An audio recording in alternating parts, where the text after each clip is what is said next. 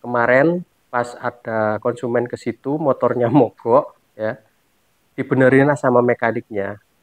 Yang satu yang lama ya, itu dibenerin udah lama sekali nggak bisa. Terus kata mekanik Indigo ini lucu, lucunya gimana? Wong motor masih ditumpangi orang kok kamu perbaikin.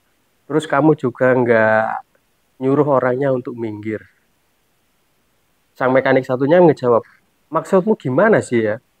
Ini lo motor nggak ada orangnya. Terus orangnya juga duduk di sana. Kok kamu bilang ada orangnya itu gimana?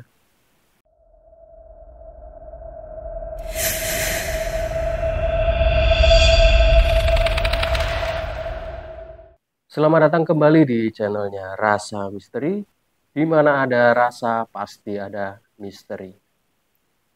Oke, di kesempatan kali ini saya akan membawakan sebuah cerita mistis pengalaman teman mekanik saya. Kisah ini berawal dari bengkel kecil yang tepatnya di area Mojokerto, Jawa Timur. Nah, pada saat pagi-pagi ini ada dua orang datang, ya, menunggu di depan bengkel. Sang pemilik bengkel menanyai keperluan sang dua orang tadi. Kenapa Mas? Ini Pak mau servis motor soalnya habis jatuh tabrakan. Waduh lumayan berat nih Mas ya kayaknya. Soalnya bodi-bodinya juga himpit atau udah jadi satu. Jadi setir sama joknya ini ngelipet jadi satu kayak gini.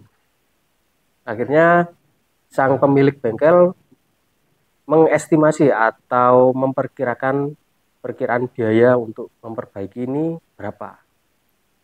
Sang pemilik motor juga mengiyakan, ya silakan aja dulu Pak diestimasi perkiraan biayanya berapa. Tapi mohon maaf ya Pak, ini mekanik saya yang satu masih libur, terus yang satunya juga masih cuti. Jadi mekanik saya cuma tinggal satu aja. Jadi mohon maaf untuk pengerjaannya agak lama Pak. Iya Pak, enggak apa-apa, kata si pemilik motor. Akhirnya dimasukkanlah ke bengkel dan dibongkar semuanya, cover-covernya dan motornya ini. Diperbaikilah intinya. Setelah dicek dan dicoba dianalisa atau coba di repair, akhirnya sang pemilik ini memutuskan untuk meninggalkan aja motornya. Soalnya nggak mungkin lah motor ini jadi dalam satu hari. Pak, ini saya tinggal aja ya Pak ya, soalnya ini motornya juga parah, terus barang-barangnya untuk spare partnya juga mungkin butuh waktu agak lama. Ya Pak, enggak apa-apa, kata si pemilik bengkel. Si pemilik bengkel akhirnya memutuskan untuk mencari spare part di teman-temannya dan menanyakan untuk keberadaan spare part ini ada atau enggak. Dan teman-teman bengkel juga alhamdulillah cepat spare partnya sudah datang dalam jangka waktu 1 bulan. Pada saat mau pemasangan ya, sudah lewat 1 bulan, pada saat mau pemasangan, yang mekanik yang ngebongkar ini ternyata libur, digantikan dengan mekanik yang satunya. Akhirnya ya, ini adalah plot yang mungkin kalian suka. Jarang-jarang juga ada mekanik yang indigo. Mungkin bahkan nggak ada ya, mekanik indigo. Mekanik ini bisa ya, atau melihat kejadian-kejadian yang di luar nalar kita, atau ya ini contoh satu saja ya. Kemarin pas ada konsumen ke situ, motornya mogok, ya, dibenerin lah sama mekaniknya. Yang satu yang lama ya, itu dibenerin udah lama sekali nggak bisa. Terus kata mekanik Indigo ini lucu, lucunya gimana? Wong motor masih ditumpangi orang kok kamu perbaikin. Terus kamu juga nggak nyuruh orangnya untuk minggir. Sang mekanik satunya ngejawab, maksudmu gimana sih ya? Ini lo motor nggak ada orangnya. Terus orangnya juga duduk di sana. Kok kamu bilang ada orangnya itu gimana? Nah ini lo masih ada orangnya mas di situ. Masih duduk. Coba saya bicara sama dia, saya suruh minggir dulu. Nanti lah motornya masih bisa nyala. Bisa nyala intinya. Ya coba aja, aku nggak percaya omongan kamu, kata mekanik yang lama. Akhirnya dia berjalan menuju ke motor itu dan hanya mengusap joknya saja. Setelah selesai mengusap jok, di double starter langsung sekali nyala. Duh, kok bisa? Kata sang mekanik lama. Iya mas, ini motor ada yang nunggangin tadi. Mbaknya tadi lewat jalan yang angker, terus lupa nggak bilang salam. Akhirnya yang penghuni situ ikut sama mbaknya. Jadi motornya mogok. Itu adalah cerita sedikit dari mekanik Indigo tersebut. Kita kembali lagi di cerita awal ya. Setelah spare partnya semuanya sudah datang, dan mekanik ini disuruh untuk masangnya. Kata si mekanik, Pak ini kok nggak dipasang-pasang, mana Mas Arif? Gitu. Mas Arif lagi libur, coba pasang aja Mas, mau tinggal pasang aja, body-bodinya juga udah ditata, tinggal pasang cover aja Mas. Oh iya, pada saat mau masak, beliau ini menangis. Menangis jadi-jadinya. Kata si pemilik bengkel, kenapa kamu menangis? Enggak Pak, enggak ada apa-apa. Tapi dalam hatinya dia bercerita, ya Allah, gini ya nasibnya orang ini. Gitu. Dalam hatinya dia bilang gitu. Dia juga tahu tabrakannya itu seperti apa. Dia juga tahu gimana pas sakaratul mautnya, dia juga tahu. Itu dianya nggak bisa berkata apa. Dia menceritakan kalau sang beliau ini pulang dari kerja, terus membawa uang untuk keluarganya karena sebenarnya uang ini diperlukan untuk berobat anaknya yang sedang sakit. Saya sendiri juga gimana mau menceritakan ini juga agak agak janggal gitu. Agak janggalnya gimana? Kisah seorang perjuangan seorang ayah yang bekerja nggak tahu siang nggak tahu malam demi keluarga dan tiba-tiba kena musibah diangkat atau diambil sama yang kuasa. Itu gimana rasanya? Tanggung jawab seorang ayah yang harusnya mengayomi keluarga tiba-tiba diambil disuruh kembali ke alam. Itu menurut saya nggak bisa diomong.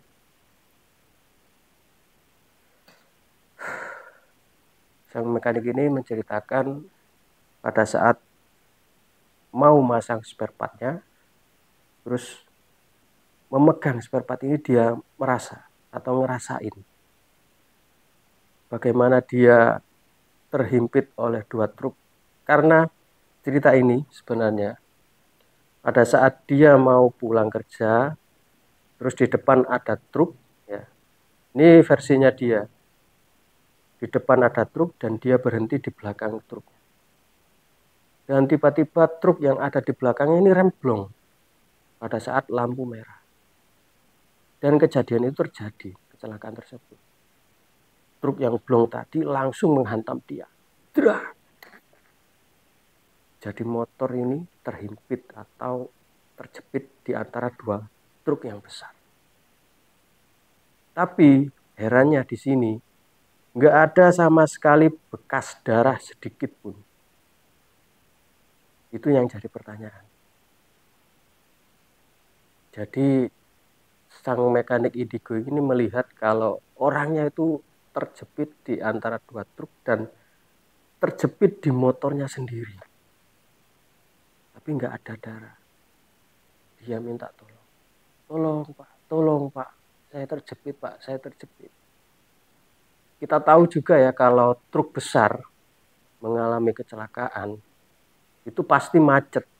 Nggak bisa dimajuin atau dimundurin, itu nggak bisa. Itu harus dikempesin dulu anginnya, baru bisa dimundurkan.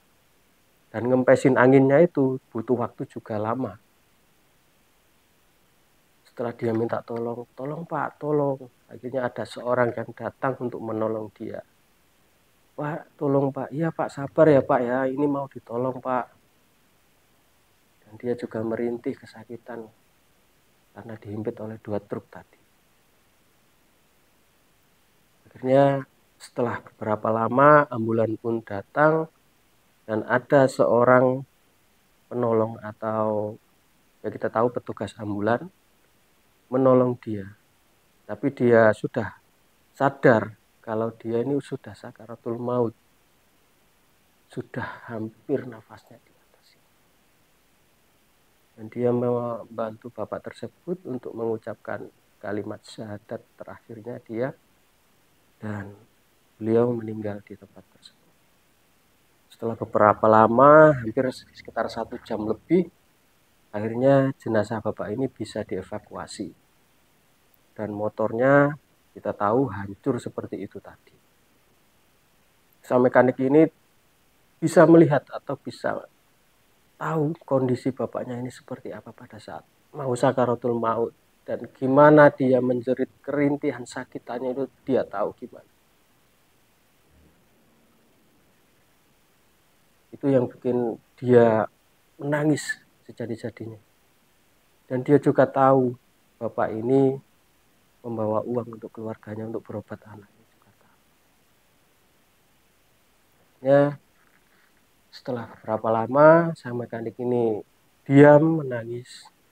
Akhirnya dia membacakan doa untuk bapak tersebut dan dipasang kembali semua cover-covernya, selesaikanlah motor itu. Tapi pemilik bengkel tahu kan kenapa anak ini nangis. Kamu tadi itu sebenarnya nangis kenapa sih? Ditanya sama pemilik bengkel. Enggak Pak, saya enggak nangis kenapa-napa kok Pak. Tadi kamu lo nangis jadi-jadinya. Kenapa? Saya tahu Pak ini motor tabrakan dan beliau ini meninggal Pak yang punya motor ini. Terus beliau ini juga masih memiliki tanggungan Pak. Astagfirullah. Puting itu namanya Pak. Cing, letok. Kak jadi serem tadinya. Jadi lucu. Dan beliau ini masih memiliki tanggungan Pak di sini. Ini ada uang Pak yang ada di dalam joknya sini belum dikasih sama bapaknya untuk keluarga untuk berobat anaknya juga. Ya kalau gitu, kalau pada saat ngambil aja dikasih Mas nanti. Ya, tapi si pemilik bengkel ini belum tahu kalau motor yang di dalam bengkel ini pemiliknya sudah meninggal. Taunya dari sang mekanik Indigo ini tadi. Setelah selesai dihubungilah si pemilik motor ini, dan pemilik motor ini menceritakan kejadian yang dialami saudaranya ini pada saat pulang kerja atau kecelakaannya tadi.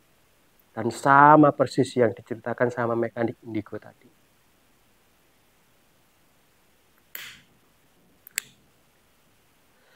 Sang mekanik Indigo juga berkata kepada sang keluarga untuk memberikan sejumlah uang yang ada di dalam jok motornya pada keluarga yang bersangkutan untuk berobat anaknya.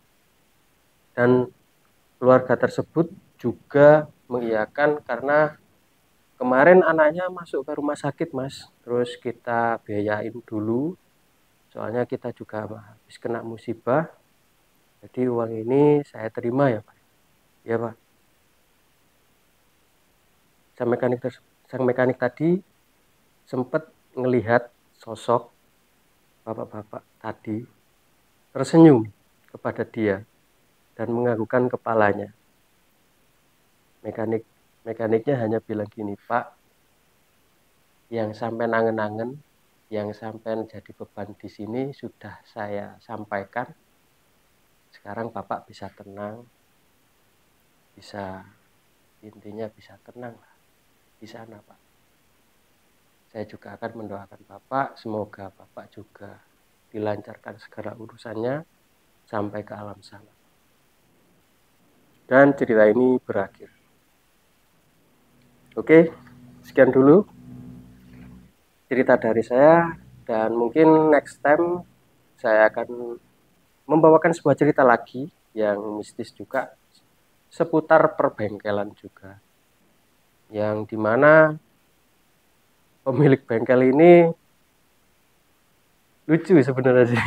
Pemilik bengkel ini diikutin atau dipetui, kalau bahasa Jawanya itu dipetui konsumen yang bukan orang tapi makhluk lain sampai 3 kali. Tapi kebanyakan seperti itu ada efeknya sih di bidang usaha ya kan. Kalau bidang usaha kayak kita jualan malam atau jualan bakso malam terus dilihatin penampakan sama barang-barang seperti itu, konon katanya jualannya akan laris. Iya. Bener nggak teman-teman? Atau sebagian seperti itu. Ya mungkin next time aja kita akan ceritakan dan sampai jumpa di next video selanjutnya.